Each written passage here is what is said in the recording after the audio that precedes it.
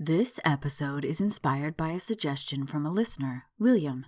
If you'd like to suggest a topic, you can do so on Facebook and Instagram at Morbid Curiosity Podcast, on Twitter at Morbid Podcast, and on our website, www.morbidcuriositypodcast.com. This episode contains a brief discussion of incest in the context of mythology and ancient kingship. If that's not something you want to hear about, skip ahead 1 minute after I begin speaking again after the break.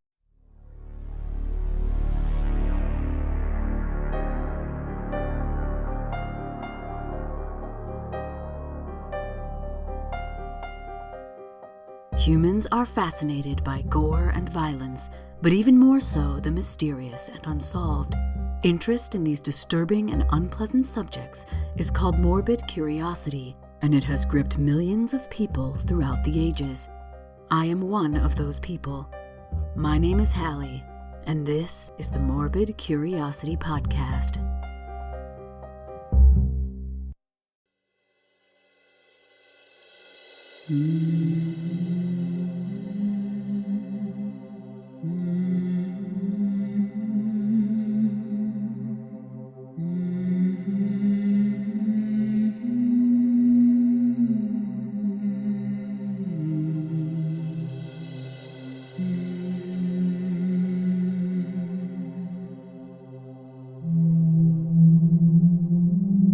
Birth and death are universally experienced, which links all humans, regardless of culture, creed, or caste. This is true throughout time and space. However, not all humans face death the same way. This is why there is such a vast variety of funerary traditions in the world and across history. Some are small and intimate, leaving hardly a trace behind. Others are grandiose and change the landscape in ways that have lasted to the modern era. The funerary traditions of the ancient Egyptians fall into the grandiose category.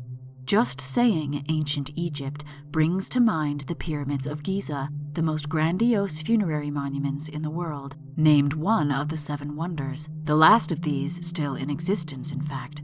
We also think of mummies, dead bodies wrapped in linens and so well preserved that they still have skin and hair after thousands of years. We also think of the glittering treasures found in their secret burial chambers, such as those of King Tutankhamun. But we're getting ahead of ourselves. Who were the ancient Egyptians? Why did they build such monumental tombs? Why did they mummify the dead? And did they have any other funerary traditions? Keep in mind throughout this episode that much of what we know of ancient Egypt comes from funerary texts and the work of later Greek and Roman writers. Archaeological research fills in some blanks, but our knowledge is still based very much in educated guesses and theories, as there are no ancient Egyptians who can enlighten us on their lives and customs. Also, many of the artifacts and texts we do have were removed from their funerary context by early excavators and even earlier tomb robbers who didn't record that context. Many tombs and settlements were destroyed in search of treasure, which in turn destroyed whatever archaeological information they might have held. Another thing to keep in mind is that I'm not an Egyptologist. I'll be summarizing the knowledge I've gained from texts and peer-reviewed articles written by Egyptologists to the best of my ability. Also, it may seem like I'm skirting over or leaving out some things, but rest assured I'll get to them in the next few episodes. One does not simply cover ancient Egyptian death and burial in one episode. I'll give a brief overview of ancient Egyptian chronology, which is a bit confusing, but necessary to keep track of the timeline, and then I'll dive into the funerary traditions. Ancient Egyptian history is broken up by modern Egyptologists into several broad periods: prehistoric, pre-dynastic, dynastic, and Greco-Roman. Dynastic Egypt, which runs from about 3050 BCE to 332 BCE, is divided chronologically by periods of peace and periods of instability. The Old Kingdom, which runs from about 2686 to 2181 BCE, was the first era in which Egypt was unified under one ruler. It was a period of relative peace, but was followed by a time of upheaval, when Egypt was roughly divided between 2 competing power bases, one in Heracleopolis in Lower Egypt, and the other in Thebes in Upper Egypt. This period is known as the First Intermediate Period, which lasts from about 2181 to 2055 BCE. During this intermediate period, the power of the pharaoh diminished greatly, with much of it being absorbed by the temples and provincial governors. The Nile also began to shrink at this time, causing widespread famine. The Middle Kingdom, which occurred roughly between 2040 to 1782 BCE, began when 11th dynasty pharaoh Mentuhotep II unified Egypt and began ruling from Thebes. This period also ended in upheaval when Queen Sobekneferu of the 12th dynasty died without an heir, starting the Second Intermediate Period. This intermediate period is marked by the Hyksos people of West Asia invading Egypt from the north and taking Thebes. The Kingdom of Kush was also gaining power in the south. If you want to know more about the Kingdom of Kush, you can listen to our episode on the Pyramids of Nubia. Another unification under the 18th dynasty pharaoh, Ahmose I, marked the beginning of the New Kingdom, which ran from the 16th century BCE to the 11th century BCE, and included many well-known pharaohs, such as Ramses II, Hatshepsut, Akhenaten, and Tutankhamun. Egypt also expanded into the Levant area to the north, as well as south into Nubia. The death of Ramses III, without naming one of his sons as successor, began the Third Intermediate Period. This era was also plagued with famine and corruption. The Greco-Roman Era began in about 332 BCE, when Alexander the Great conquered Egypt and established Alexandria as the new capital.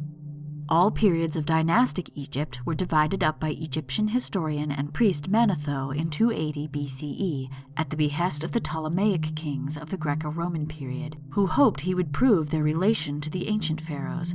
Some pharaohs ruled concurrently, especially during the intermediate periods, so this system can be confusing. Manetho recognized 31 dynasties. However, some modern Egyptologists include a dynasty 0 before the establishment of the Old Kingdom, and count the dynasties in the Greco-Roman period as well, so the number of dynasties varies. I'd also like to say a little bit about the geography of Egypt. Ancient Egyptian civilization was based along the Nile River, which flows from south to north, ending at the Nile Delta, which pours into the Mediterranean Sea. Because of the flow of the river, southern Egypt is also known as Upper Egypt, while the delta area is known as Lower Egypt. Egypt was also much lusher and greener in the early days. It was at the end of the Old Kingdom that the Nile began to recede and the desert moved in, which is how we know Egypt today. Because of their utter dependence on the Nile, the annual flooding and receding of the water became integral to many parts of the culture, not just agriculture. Because of the Nile, Egypt was quite well protected. The First Cataract, a band of sharp rocks across the river, kept invaders from easily sailing down the Nile from the south, while the Mediterranean in the north was dangerous to sail at the time, as most civilizations lacked the technology to navigate its waters. The Nile's annual flooding and receding also influenced religion. Most religious beliefs are formed out of the human desire to explain natural phenomena and are inspired by the natural world, and the ancient Egyptians were no different. The oldest known Egyptian creation myth holds that the first piece of land born out of the primordial sea was Egypt. This is based on the receding of the Nile, exposing the land beneath. The first gods to inhabit the land were humanoids with the heads of serpents and frogs, the first creatures to emerge from the Nile mud once the waters recede every year. The sun was also believed to die every dusk and be reborn every dawn. All this waxing and waning of different elements of nature brought about a heavy belief in the concept of rebirth. The ancient Egyptians believed Egypt was the center of the cosmos, established by the gods themselves. To maintain the existence of Egypt, divine order and balance, or Ma'at, had to be maintained. To do this, the gods had to be appeased through offerings, prayers, and humans living within the laws of Ma'at. If Ma'at was followed during life, ancient Egyptians believed they would be rewarded with an afterlife. After physical death, life would continue in another form, in another place.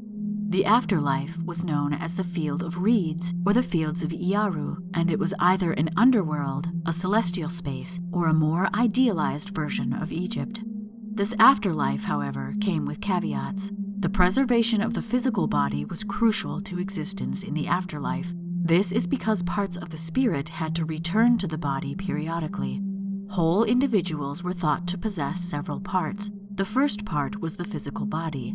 The heart was the most important part of the physical body, as that was the part that housed the soul. The heart stayed in the body during mummification, a process of preserving the body after death. We'll go into detail on mummification in the next episode. The heart was needed for passage into the afterlife, as it was weighed against the feather of Ma'at by Osiris, the god of the afterlife.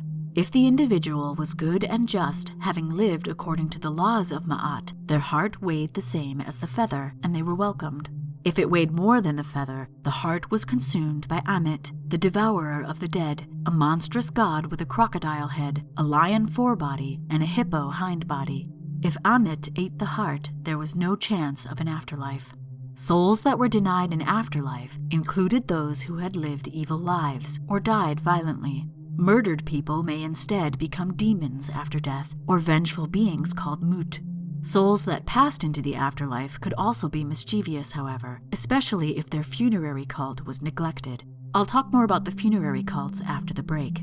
The second element of the whole individual was the name, or Ren. It gave a person identity and personhood. Without one, a person ceased to exist, and the erasure of a name from texts or tomb walls was considered an extreme punishment, as it negated access to the afterlife and destroyed identity. The next element was the Ka. The Ka is a complex concept, but essentially it was the life force, sometimes interpreted as a spiritual double. It formed at the same time as the physical body and needed it to receive offerings to sustain it while in the afterlife.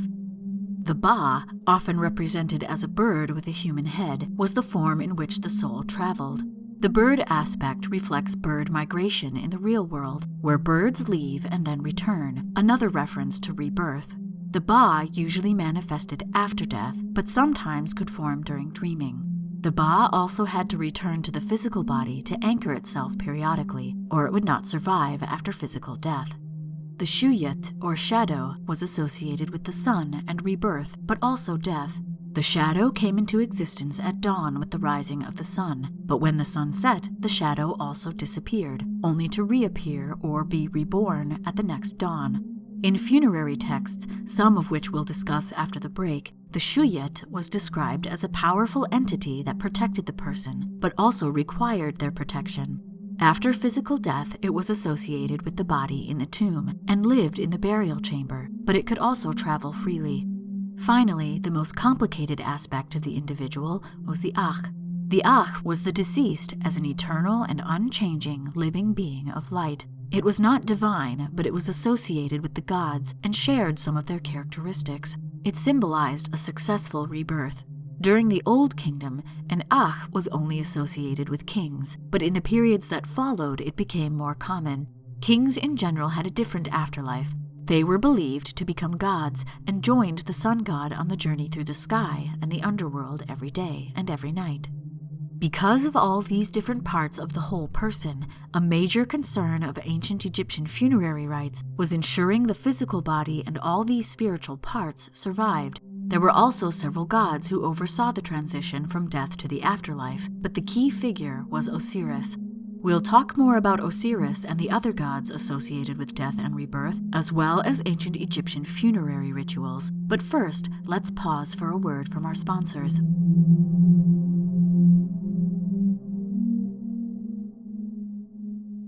Our regular sponsor is Audible.com. Audible can provide you with interesting and engaging audiobooks. In fact, there are over 180,000 of them to choose from, which you can listen to on your iPhone, Android, Kindle, or other MP3 players. MCP listeners can get a free audiobook download and a 30-day free trial of Audible.com by going to www.audibletrial.com/MCP. You can also find this link on our Facebook page and website. If you sign up for the free trial, you get a free audiobook that is yours to keep, even if you cancel the service as soon as you finish downloading it. And the MCP gets the funding it needs to keep bringing morbid history to your ears. So go get your free audiobook on us. Lastly, if you like this podcast, why not sponsor the MCP yourself by becoming a patron on Patreon? Over 45,000 people download this podcast every month, but only around 140 people are supporting us on Patreon. For a mere $1 an episode, that's $2 a month, you can get ad-free episodes, bonus behind-the-scenes info, give your opinion by answering polls, have access to all the horror story readings, and get updates on past episodes. For $3 an episode, you get monthly outtake reels. For $5, you get a monthly quiz episode where I quiz my husband on past episodes. For $10, you get a detailed bibliography of all the resources I've used while researching an episode. And for $20, you get a bit of miscellaneous morbidity, a short essay on a random morbid topic every month. Previously, we have reviewed horror video games and television shows, discussed the plague pits of London, and tried out historic recipes from previous episodes. All of these rewards aside, your patronage supports the podcast and keeps new episodes coming. I can't keep doing this podcast without you, so go to bit.ly/morbidpatron, that's bit.ly/morbidpatron, to choose your rewards and support the MCP. You'll have my eternal gratitude. And now back to the podcast.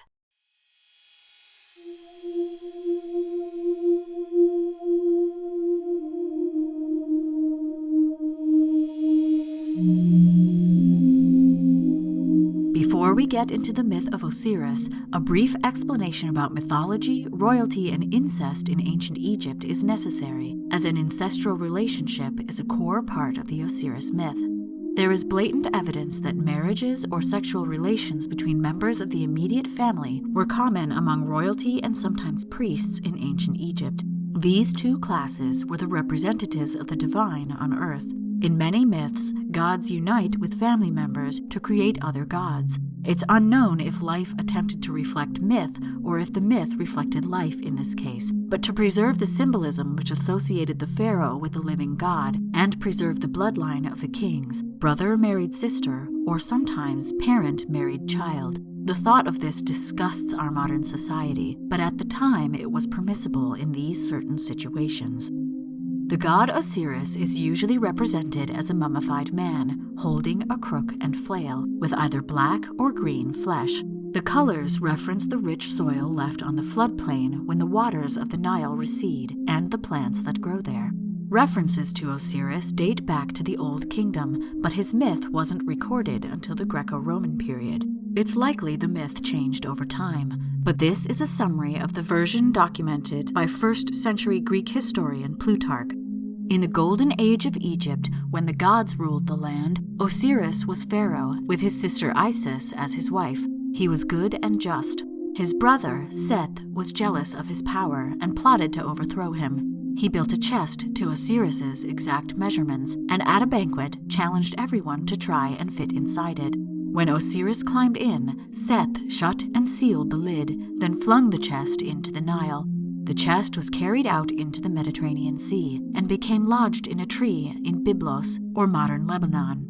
Isis eventually found the chest and brought it back to Egypt. Seth, who was now pharaoh, was furious. He opened the box, cut Osiris into pieces, and scattered them all over Egypt. Isis and her sister Nephthys, who was Seth's wife, searched for the pieces. They found all but the phallus, so Isis made a new one and reassembled the body, resurrecting Osiris. She then turned into a bird, had sex with her husband, and soon gave birth to Horus, god of the sky. Isis and Hathor, a goddess with many roles, raised Horus in the safety of the Nile Delta, but when he came of age, he faced Seth in a series of battles. He defeated his uncle and became pharaoh. Osiris then became the ruler of the dead. Essentially, this myth shows how Osiris became associated with death, while his son Horus was associated with life. Living pharaohs were also associated with Horus and believed to be a personification of him. In the Old Kingdom especially, pharaohs were thought to be divine, the god Horus on earth. Isis and Nephthys, while having many other duties as goddesses, were also associated with death in some ways, mostly as protectors of the mummy, and the ones to resurrect the individual in the afterlife. The jackal-headed god Anubis was also associated with the mummy, specifically the process of mummification. I'll go into more depth on Anubis and other mummification deities in the mummification episode. As I mentioned before, funerary texts existed that were not just for those attending the funeral or enacting the rituals, but for the deceased as well. The texts were guides for their journey to the afterlife. The earliest examples of these texts were exclusively in royal tombs, but as time went on, they were found in all levels of society. I could do a whole episode on these, but for now I'll just summarize the main 3 types and their purposes. The earliest funerary texts were found carved into the walls of royal burial chambers inside the pyramids of the Old Kingdom. Because of their placement, they're referred to as pyramid texts by modern Egyptologists. The earliest set was found in the Pyramid of Unas, the last king of the 5th dynasty, which was built in about 2350 BCE. It's likely they existed before then, but may not have been preserved or written down. The texts contain around 80 spells or utterances, mostly protective in nature, but they also include certain ceremonial texts. They also list the offerings that have been provided, such as food, furniture, and other provisions needed by the deceased in the afterlife. Similar texts were found written on coffins of non-royal individuals from the First Intermediate Period all the way to the New Kingdom. These are referred to as coffin texts by modern Egyptologists, though they also sometimes appear on mummy masks, papyrus scrolls, and on tomb walls. The coffin texts evolved from simple copies of the pyramid texts to something specifically for the coffins of non-royals. They included vignettes or small pictures, which the pyramid texts didn't have. Also unique to the coffin texts was the written desire to be reunited with loved ones. Many also included maps to the afterlife. The coffin texts guaranteed an afterlife to everyone, not just the pharaoh. This shows a breakdown of the divine power of the pharaoh, which was also evident in the lack of giant pyramids after the end of the Old Kingdom. The most famous of the ancient Egyptian funerary texts is the Book of the Dead, which began to appear in tombs during the late Second Intermediate Period, about 1580 to 1550 BCE. A more correct name for this set of texts is Coming Forth by Day. The texts contain around 200 spells or chapters that mainly provision, protect, and guide the deceased. Some of them are derived from the pyramid and coffin texts, but many are unique to the Book of the Dead. They emphasize preparing for the judgment of the heart against Ma'at in front of Osiris. Many images and vignettes are also included. All 3 types of funerary text were used up until the Greco-Roman period. There were many other texts, and the 3 I've summarized also changed over time. Basically, they were an aid to the deceased, providing them with lists of offerings, a guide to the afterlife, and a way to prove they were worthy of it. The funeral was one of the last steps in the journey to spiritual resurrection. For kings and the nobility, these were large and elaborate affairs, including a procession and a feast. For non-royal burials, there was still a procession and a feast, but not as elaborate or expensive. These processions were often depicted on the walls of the tombs and referred to by the texts. There were offering bearers who carried the various grave goods. Priests carried incense and chanted, while the coffin was pulled on a sledge by a pair of oxen. Milk was poured in front of the sledge to make it easier to move. There were also professional mourners at most royal funerals, and sometimes at non-royal ones too. These paid mourners surrounded the coffin, crying, wailing, tearing their clothes, and covering their heads with dust and ash. Fun fact, hired mourners are actually still common in modern Egyptian funerals. The family of the deceased also walked in the procession, often carrying more grave goods. More priests followed up the family members at the end of the procession. The grave goods were deposited in the tomb while the mummy waited outside with the family. It's likely that dances were also performed. A special ceremony then took place, the opening of the mouth. A priest wearing a leopard skin, or perhaps the deceased's son, ritually restored the senses to the deceased one by one. Implements were used that were similar to those used for birth. An ox was then sacrificed, and the foreleg was offered to the mummy. The feast then took place, where the guests consumed the rest of the ox as well as many of the food offerings. The mummy was then placed in the tomb with more prayers, and flowers were laid on it or on the closed coffin. The tomb was then sealed, and the funeral was over. The spirit's journey to the afterlife was considered complete, but that wasn't the end of the duties of the family of the deceased. The spirit had to be maintained in the afterlife. These duties are called the cult of the dead by modern Egyptologists. Priests and family members had to provide offerings at the tomb regularly, such as food, oils, incense, and linens in order to sustain the spiritual elements of the deceased in the afterlife. Incense was used to call the Ka to the tomb chapel to accept the offerings. Stelae, upright stone slabs similar to a gravestone with the deceased's name and other inscriptions, were read out loud, listing the name and titles of the deceased. The tomb was also cleaned. Votive statues with the deceased's name carved into them were also given to local temples so that they could be celebrated regularly along with the gods. These duties were also done on special religious holidays and feast days. Mortuary cults themselves were often sustained by the deceased, who had set aside land and its agricultural yields for the specific purpose of supporting them. Priests called hermuka, or servants of the Ka, worked in rotations at the tomb. From the Middle Kingdom onward, temple priests sometimes doubled as mortuary priests. The temples were paid, and the deceased was sustained. This was mostly for royal and noble burials. The family did these duties for the deceased in common burials. If the tomb owner died before their tomb was complete and their cult financed, the duty of financing their funeral cult fell to their son or daughter. Passing on this responsibility was actually a way of officially recognizing an heir to the deceased person's position and property. It wasn't always a family member either. For royalty, officiating the funerary cult gave the son or chosen heir legitimacy to rule. Eventually, the family would move on, shifting their resources and time to practical purposes or their own mortuary cults. This is when the magical aspects of the tomb became important, such as the lists of offerings in the texts. I'll talk more about the magical aspects of the tomb in the 3rd episode on ancient Egyptian burial. Yes, there will be 3 episodes. The list of offerings sustained the deceased, and passers-by the tomb were invited by the stelae to read aloud the name of the deceased to keep them alive and identified in the afterlife.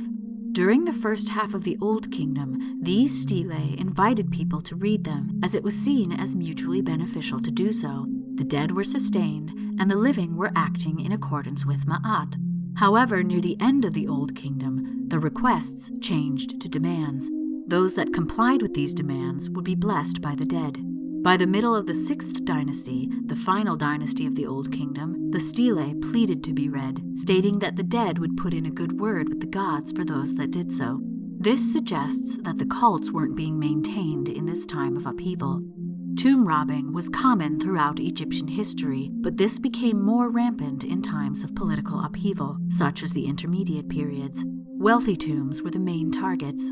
In fact, the New Kingdom pharaohs were so anxious about their tombs being robbed that their mummies and grave goods were moved to discreet hidden tombs after the funeral procession and feast. Large funerary cults also declined, as the rituals being performed regularly would give away the tomb location. Instead, busts of the deceased were placed in family shrines in the home or in temples to be venerated as a community rather than as an individual. Religious festivals, such as the Festival of the Valley, were similar to the Day of the Dead, in which all the dead were celebrated and communal offerings were left in cemeteries. The cult of the dead further declined in the Greco-Roman period, as much of ancient Egyptian religion syncretized with Greek religion and mythology, combining and changing deities and myths with Greek mythology. This included the funerary practices. Christianity and Judaism then came to Egypt around 42 CE, which directly competed with the pagan religions in place.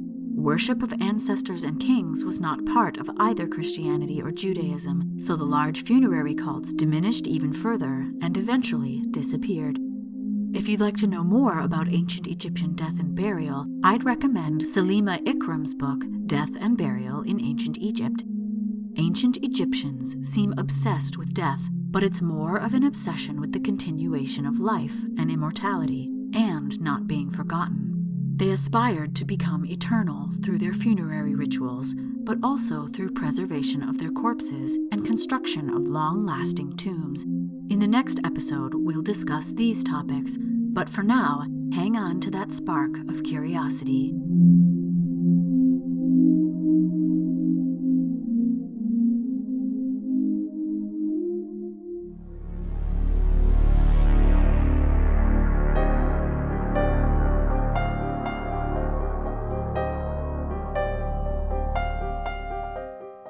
The Morbid Curiosity podcast was produced by H. Lloyd. If you'd like to get in touch or suggest a morbid topic for me to talk about, you can tweet the show at Morbid Podcast or find us on Facebook and Instagram at Morbid Curiosity Podcast.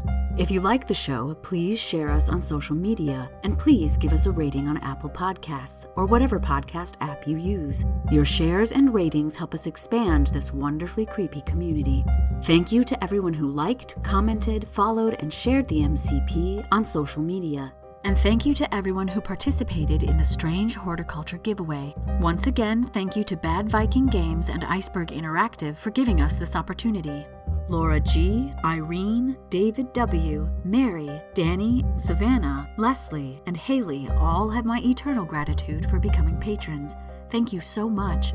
Because of you, the listeners, our creepy community is growing, especially on Facebook, so head over there to engage with other listeners, discuss episodes, suggest topics, and share your own morbid curiosities.